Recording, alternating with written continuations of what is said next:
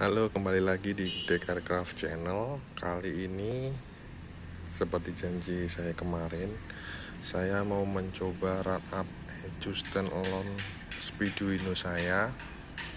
Nah, berikut ini adalah proses penyiapannya. Saya tidak ada kabel yang banyak ya, nggak ada kunci-kunci dan nggak ada relay sama sekali, dan nggak ada sekring. Jadi sebenarnya agak-agak bahaya sih, takutnya konslet nanti speedunya mati. Cuman saya mau nyoba hati-hati aja. Ini adalah, anggap aja ini kabel kontaknya. Ketika kabel kontak ini nyala, fuel pressure akan ada tekanan. Nah, dia akan naik. Saya akan coba lagi. Nah, itu fuel pressure-nya udah ada tekanan. Nah, kita saatnya untuk nyoba running. Saya akan mau masang kabel dulu.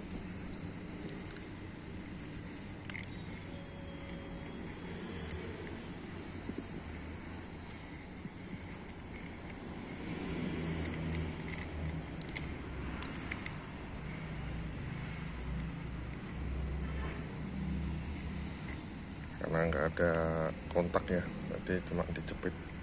Sebentar, ini agak susah. Nah, cukup ini aja. Terus ini kabel starter.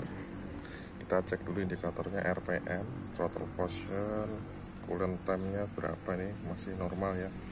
Saya mau nyoba TPS-nya dulu. Saya putar, apakah ada perubahan. Nah, ini jika TPS-nya saya putar, nah, dia akan bergerak ya.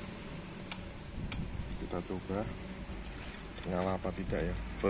Sebelum saya nyalakan, saya mau buka VE table dulu ya, karena di sini adalah fungsi dari konfigurasi bahan bakarnya, kapan bahan bakar harus ditambah dan kapan harus dikurang. Akan saya coba apakah nyala mesinnya.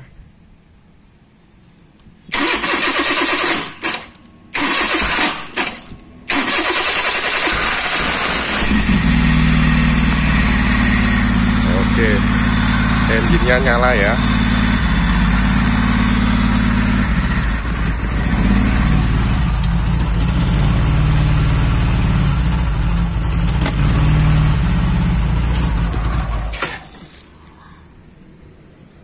Ternyata bahan bakarnya kurang. Akan saya tambah lagi ya bahan bakarnya, karena saya nggak ada fuel tanknya. Saya cuma pakai dirigen.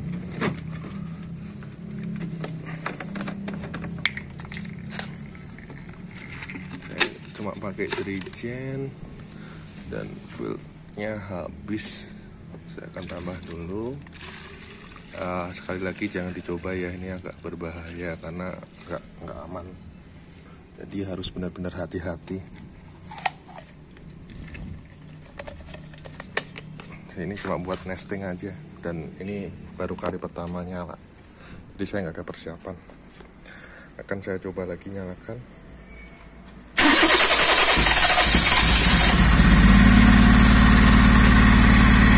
Engine-nya nyala ya.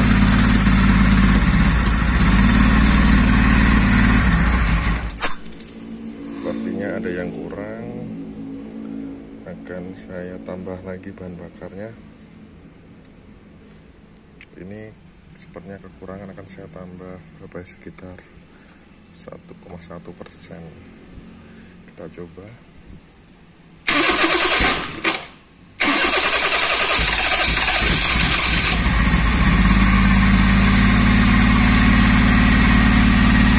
Kalau dari AFR-nya seperti ini terlalu boros ya. Ini harus saya tambah lagi biar nggak terlalu kaya.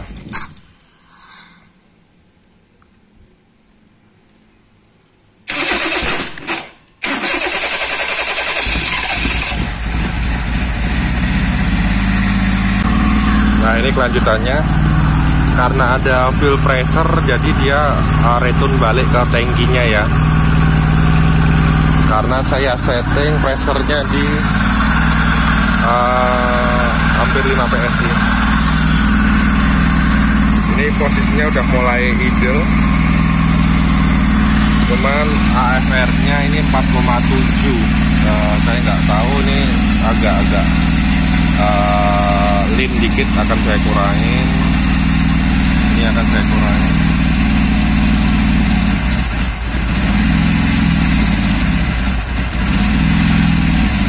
Ternyata dia bebet, nggak mau kekayaan.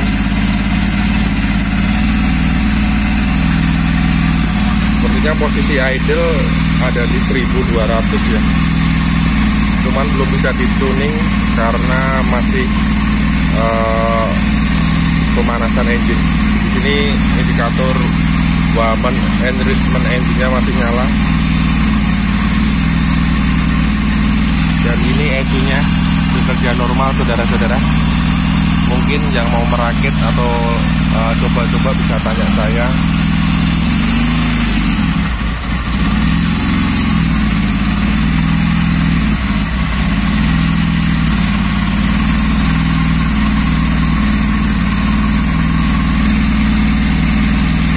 Seperti ini posisi engine-nya ketika nyala.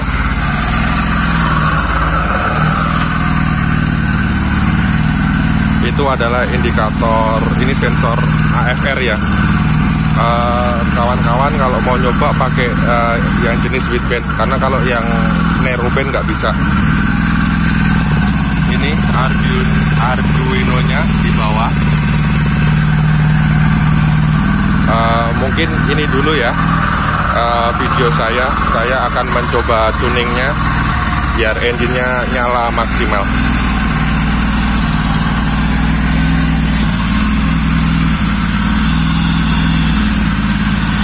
Engine-nya ternyata berjalan normal ya, cuman agak-agak pincang dikit.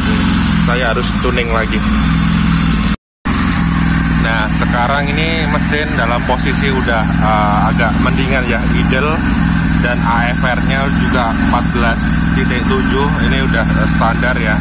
Dan posisi idle ada di 14 derajat ya.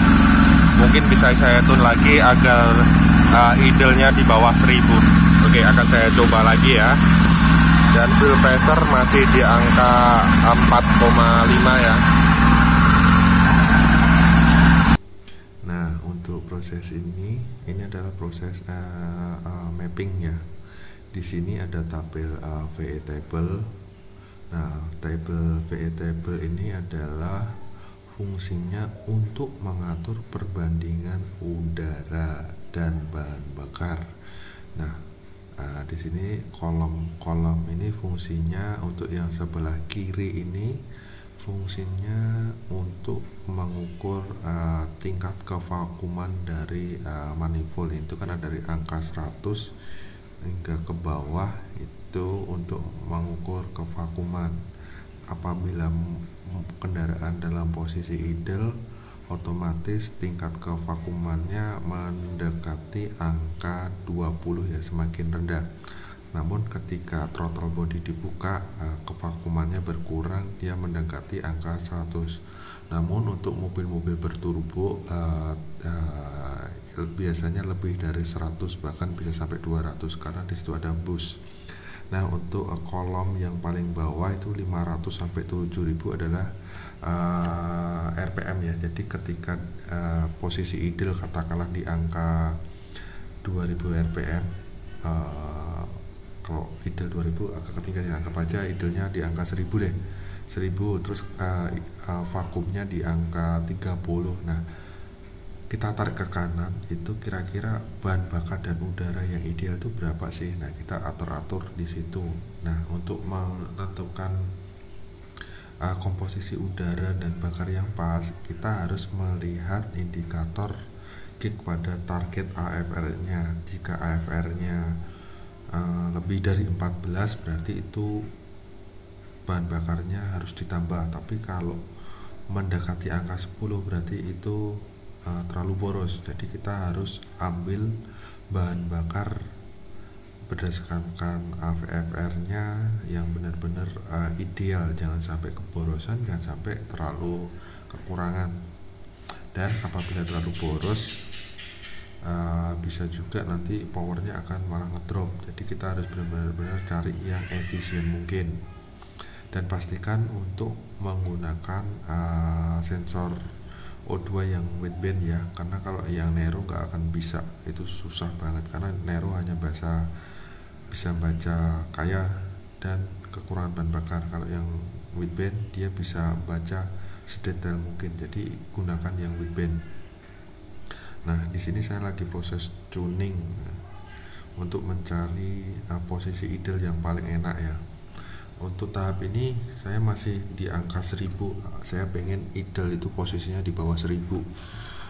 Jadi mesinnya itu benar-benar slow dan gak berisik ya. Paling enggak saya mau target idle itu di angka 700 rpm lah, 700 sampai 800 rpm. Jadi mesin benar-benar anteng dan gak berisik. Nah, buat teman-teman yang mau nanya-nanya boleh tulis komentarnya di kolom komentar di bawah ya. Habis ini saya masih ada project lagi Ninja 2 tak yang akan saya rubah menjadi fuel injection ya. Jadi nanti rencananya pakai karburator Honda ya, Honda Versa itu kan udah injeksi, nanti saya pakai di situ. Namun saya mau ngelarin project ini dulu. Yang jelas saya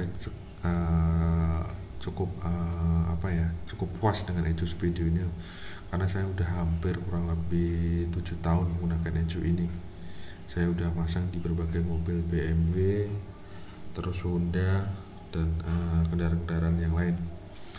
Nah, di sini saya proses tuning posisi real time ya, ini RPM-nya bergerak dan mapnya juga nunjuk di angka 40-39. Ini harusnya posisi idle itu mapnya harus menunjuk di bawah 30 dan RPM paling nggak di bawah 1000, jadi mesinnya antep.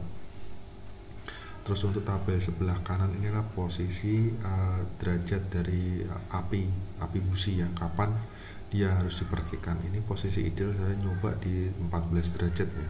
Pastikan jangan sampai ngelitik ya, destonasi. Istilahnya destonasi, jangan sampai bahan bakar itu dibakar dalam keadaan tidak tepat. Jadi kita butuh ketelitian dan cermat juga, kapan bahan bakar harus dibuka, kapan harus dibakar, dan tentunya harus dicoba, karena kalau nggak nyoba kita nggak bisa. Ya, ini teman-teman, ini proses tuningnya belum maksimal banget ya. Agak terlalu boros banget. Jadi ini kita lagi nyari posisi idle-nya ada di posisi berapa ya. Nah, kuncinya tuning ada di sini. Kita harus merubah fuel table-nya, kapan harus banyak, kapan harus dikurangin, dan bagaimana perbandingan udara dan bahan bakarnya, serta perbandingan yang lainnya, FR-nya berapa targetnya. Ini saya nyoba mau tak sedikit diborosin, tapi nggak terlalu boros banget ya, tapi belum nemu settingan yang pas. Nanti akan saya lanjutkan lagi ya di video berikutnya. Nah, untuk yang penasaran gimana sih cara belinya, bisa cari aja di Shopee ya. Itu banyak sekali yang jual Eju Speedo ini. Silakan searching aja di Shopee. Nah, di situ nanti bakal banyak variasi dari Eju Speedo ini. Ada yang versi 3, ada yang versi 4. Saya jelaskan dan saya tegaskan, Eju ini sebenarnya cukup mudah untuk dipelajari dan dipergunakan, apalagi untuk pemula.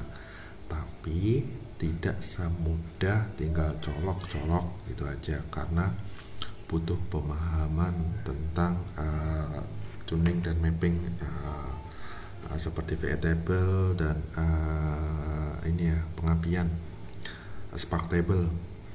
Tentunya butuh konfigurasi seperti untuk crank sensornya ya, karena nggak semuanya bisa dibaca. Namun untuk mobil-mobil keluaran baru atau kendaraan baru, sebenarnya untuk crank sensornya atau pulsernya itu sudah hal sensor. Mungkin jika lihat di marketplace kok harganya mahal, mungkin bisa hubungin saya, bisa nggak sih mas dibuatin harga yang murah. ya bisa aja sih tinggal nyari kualitas produknya yang murah. Untuk PCB-nya aja kan anggap aja harganya 200 ribuan, nanti cari part yang toleransi 5%.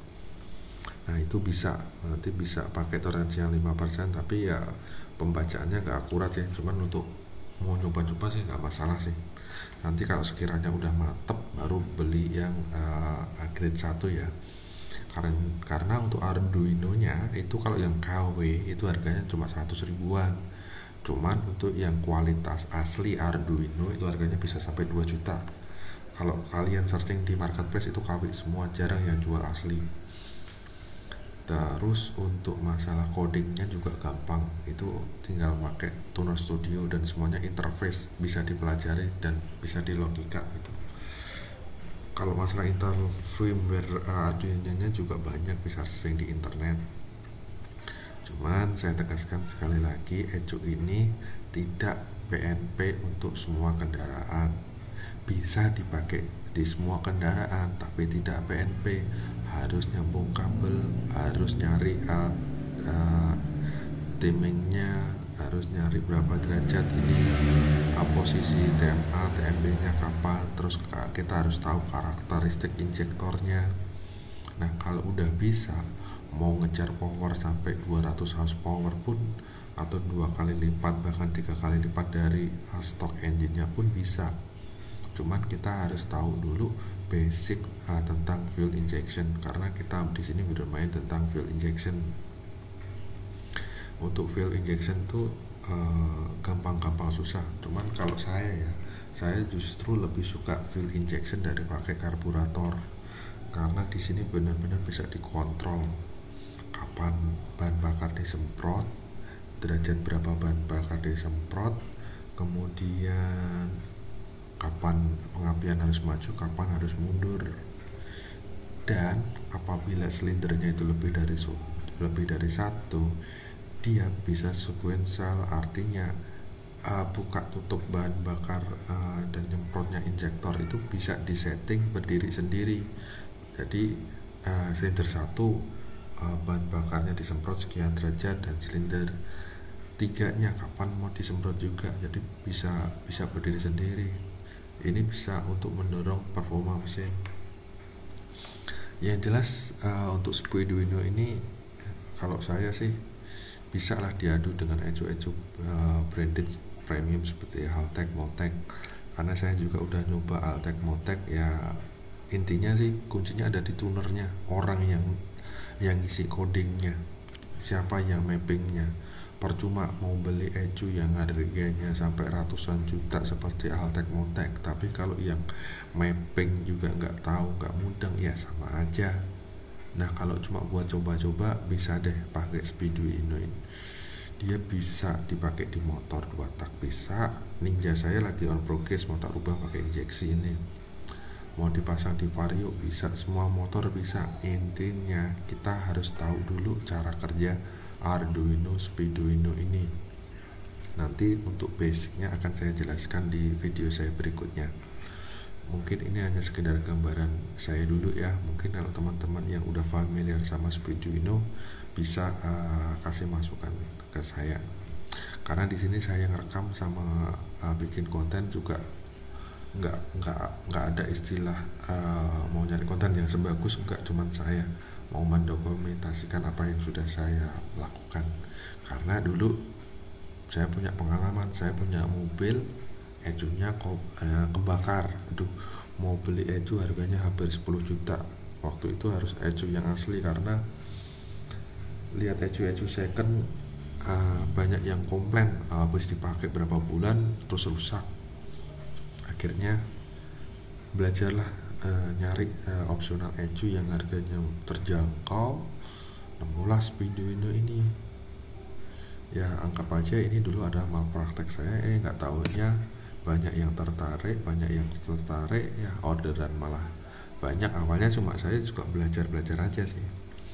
Cuman di sini saya nggak ada niat untuk jualan atau apa, cuma mau berbagi ilmu aja. Kalau ada yang mau tertarik, silahkan hubungin saya, kita belajar bareng-bareng. Terus nanti kita coba bareng-bareng. ya. Kalau bisa bagus ya silahkan dipakai, tapi yang jelas sekali buat saya yakin pasti bagus, karena ini komponennya juga komponen standar, tinggal solder nggak ada yang istimewa lah, harus solder yang gimana nggak ada. Saya juga nyolder ya juga asal-asalan nyolder aja sih, saya juga bukan orang elektro, solderan saya ya juga asal nyolder aja, yang penting nggak konslet, yang penting dan hasil solderannya kuat dan matang. Mungkin ini dulu ya, nanti kita sharing lagi di video berikutnya. Oke, sampai di sini dulu ya, nanti kita update lagi proses kelanjutannya. Jangan lupa di subscribe ya dan di like. Terima kasih ya teman-teman udah mau mendengarkan dan melihat video saya. See you di video berikutnya.